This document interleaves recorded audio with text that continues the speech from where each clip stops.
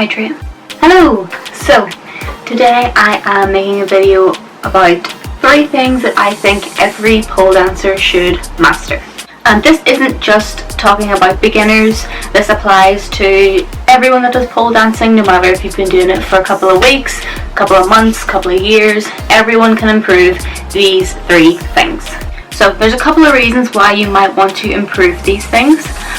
One of the reasons is you will look stronger as a pole dancer, which is good for people that want to perform or compete in competitions. It will help you improve your dancing if you are more into that side of pole rather than just the fitness aspect of it. So you can improve your flow for combos and routines. This also means that you'll have more options when it comes to combos and routines because you'll have improved, and so you'll be able to add on other moves. So the first thing that I think everyone can improve is spins.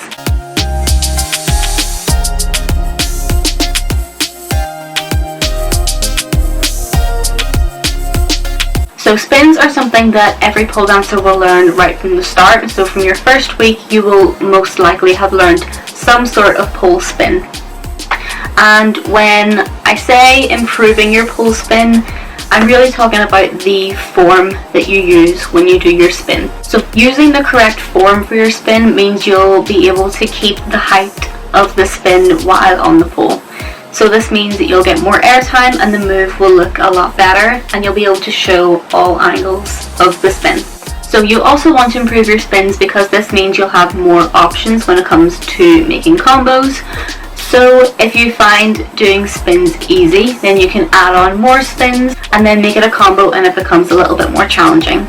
So an example of this could be your carousel spin into a chair spin and then taking that into a reverse grab. So obviously you'll need to be able to do each of these moves on their own, and you'll need to be able to do them quite well in order to keep the height. Otherwise, by the time you get to your second spin, you're already on the ground and then you can't add on any more spins.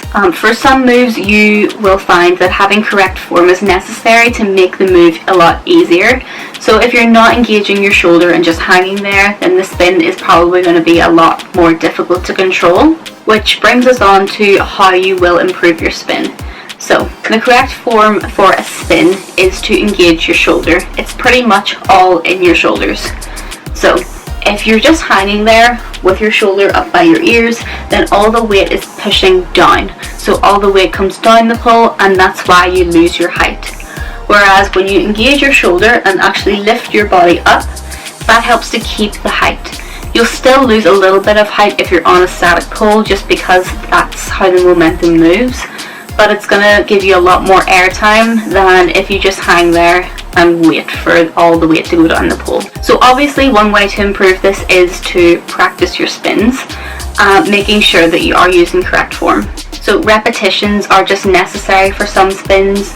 The more that you do a move, the more you'll begin to understand how the movement is supposed to be. A great way to improve your spins is to work on shoulder isolations, and these can be done a couple of ways.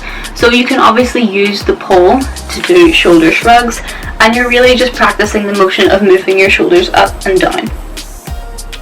And once you understand that movement, then it makes it a lot easier to use while you're doing your spin. These can also be done from hanging on, say, a pull-up bar, and they can even be done from a push-up position where you're keeping your arms straight and just moving your shoulders. And finally, one thing that will help improve your spins is your grip strength. The harder you can grip the pole, the more likely it is that you will stay up the pole. This is something that really comes with time. The more that you practice pole, the better your grip strength will be. And of course, if you do anything else aerial or fitness related that involves using your hands and grip strength, it will improve a lot quicker. So moving on to number 2. So the second thing I think that you should improve on is your pole climb.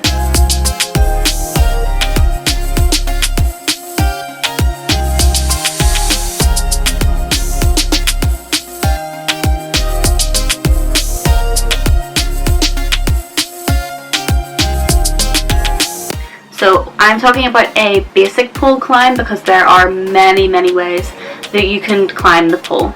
But for today, I'm talking about a basic pole climb.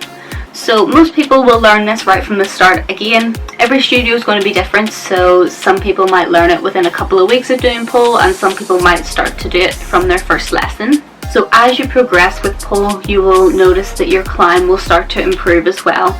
So the way that you learn how to climb at the start won't necessarily be the way that you climb a couple of years down the line. And this is why you want to make sure that you have a good solid climb right from the start, so that it makes it easier when you go to move on to a slightly more advanced climb. So why you want to improve your climb is it's going to make you look a lot stronger whenever you're up the pole. So this is again good for routines, good for competitions and performances. It'll also look more impressive.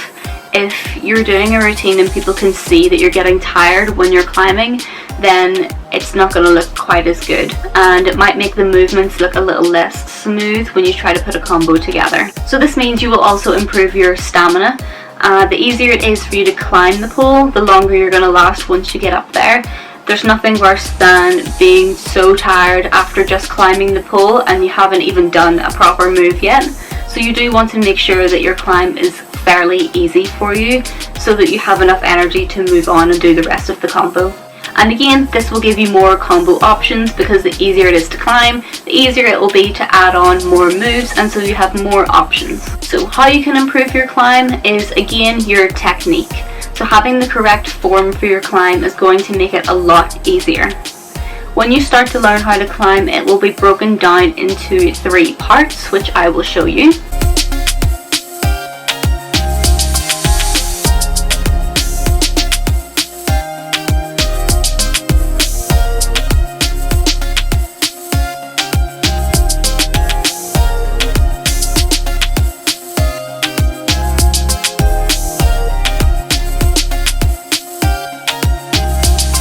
And this form is important for keeping the balance of the weight.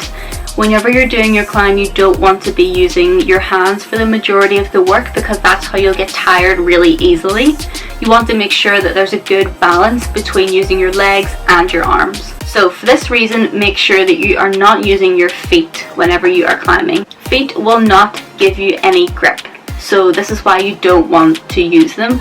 Obviously some people have dry feet, some people have sweaty feet, so everyone's going to be different, but using your feet for pole is not ideal. For other aerial arts, it can be useful and you will climb differently, but for pole, it's best to use your legs, especially when you're first starting to learn how to climb. So if you find that you're struggling with this at the start, then one way to improve your climb is to really break down the movements. So really make sure you're getting good form for all 3 of the steps before you try to speed it up a little bit. A good exercise to use for your pole climb is to do pole squats, and I will show you what I mean by these, and there are 2 options that you can use for them.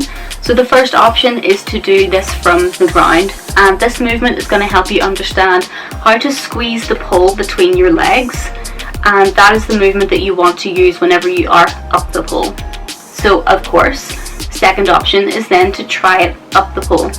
So you'll do one climb, and then instead of continuing to climb up the pole, you'll stay in your squatted position and just move your hips up and down, up and down. Again, another way to improve this is just to keep practicing it.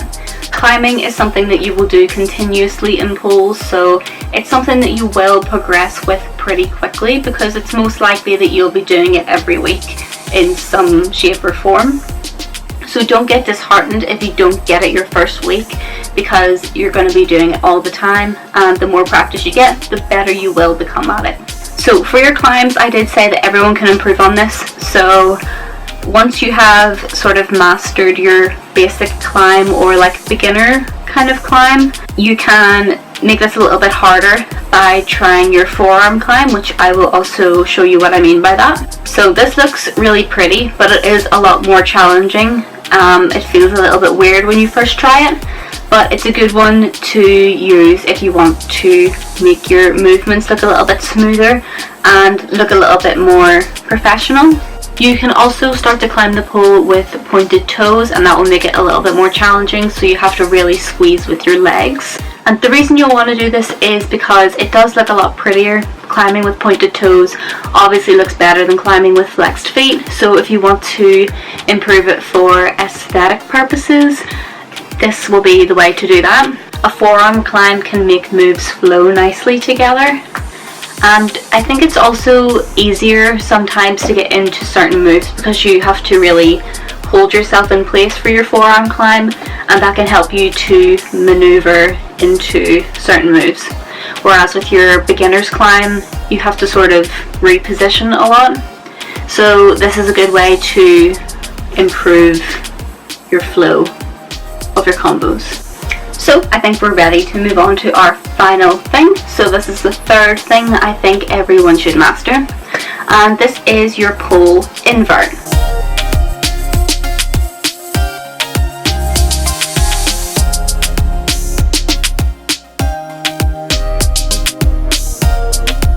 So for this one, it will be a little bit different because not everyone is going to learn how to invert right away, and I'll explain why that is. So learning how to invert is obviously very exciting, so most people sort of set that goal for themselves to learn how to invert, and for some people this comes quicker than others, and that is because it's important. Out of all three things, this is the most important one to get correct form with. If you have bad technique for your inverts, it's likely that you're going to get injured. Whenever you're inverting, it's easy to hit your ribs off the pole, and that's not fun. And that's why we want to make sure that you have the right strength and technique before moving on to inverts. So if you don't have enough strength to really invert on your own, then there's no point in being pushed to learn how to invert. There are ways that you can build up your strength, and that will prepare you to invert properly. So although it's exciting, form is very important, and this is something that you should definitely work on outside of pole if you are struggling to get your invert. And again, just like your climb, don't worry if you can't get it in your first week and other people can. This is something that is another core move in pole, and so every week it's likely that you'll get a little bit better at it, especially if you're working on it outside of pole as well. So similar to the other 2 points, the reason why we want to improve is to be stronger with pole. So this will look better, it will give us more options, and it will improve your stamina. And this is particularly important for people that are competing and performing, because you want to have a nice clean invert to transition into other movements. This will just make you look a little bit more professional and like you know what you're doing. So how you can improve your inverts? Of course, it should go without saying that core exercises will definitely help with your inverts, because these are some of the most important muscles that you're using whenever you try to invert. So exercises like crunches are really going to help, and there's a few different ways that you can do crunches. Particularly for pole and aerial, it will help to do them while standing. So from hanging off something and lifting your legs up. So this could be your pole crunches where you're just lifting your knees to chest while hanging on the pole. It could be frog crunches where you're trying to lift your hips up a little bit higher so your knees come wider. And you can also practice shoulder stand variations. So again, I'll show you what I mean by different variations.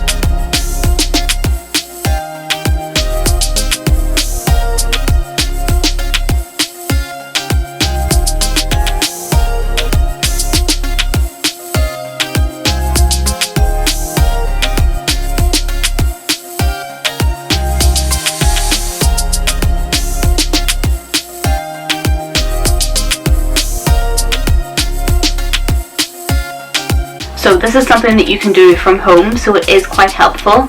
This is a good movement to understand when it comes to inverts, because it really helps you focus on getting your hips up off the ground, and this is something that you want to be able to do quite easily. You want to be able to get your hips in the air for an invert. So once you have your invert down and you're pretty confident with it, then you can also start to do different variations of inverts. So instead of kicking into your invert, you can try to do it with diamond-shaped legs. So you're lifting into your invert with bent legs instead of kicking. Once you've done that, then you can also try with straight legs. And then the hardest one is probably to aerial invert. And for this you could do a combination of both. So you could do it with diamond legs or straight legs. Obviously for an aerial invert you are up the pole, so you can't kick, you need to be able to lift yourself, which is why it's important to understand how to lift your hips up, particularly when you have moved on to that more advanced level. So just a couple of other tips to improve your inverts. You can also practice these from the ground if you're not confident enough to try them on your own or without a spotter. So you can practice them from the ground just to, again, practice lifting your hips up and getting into the right position. I also recommend that you do not jump in your invert, because that is how you will hit your ribs off the pole and that is how you will injure yourself. And I also would advise you not to hesitate. Be confident when you're inverting. When you hesitate, this is likely when accidents will happen, because you'll have to do a move instead of fully committing to it, and so it's likely that you're not going to get to where you want to be. So be confident, know what you need to work on and work on it, and then fully commit to the move. I think that's everything. Luckily enough, I'm going to keep this short and sweet because my camera is about to die, although it was charged, I swear. So please don't be afraid to leave me a comment either on here or even on Instagram, telling me what you would like me to video in the future. If there's anything you guys have ideas for that you want to see, and I will do my best to get it out for you. And thank you so much for watching. If you've made it this far, it does mean a lot to me. I hope you find this video useful. I hope you enjoyed it, and let me know what you've been working on and if you find this helpful to what you were working on. And yes, that's everything. Thank you so much. Bye!